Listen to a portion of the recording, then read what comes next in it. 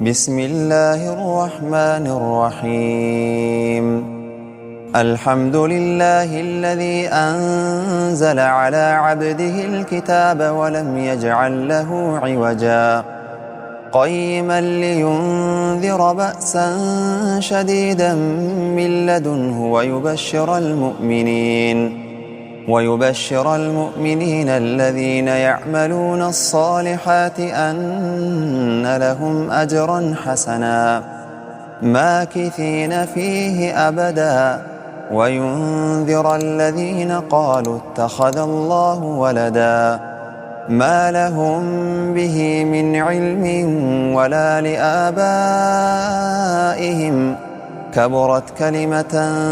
تخرج من أفواههم إن يقولون إلا كذبا فلعلك باخع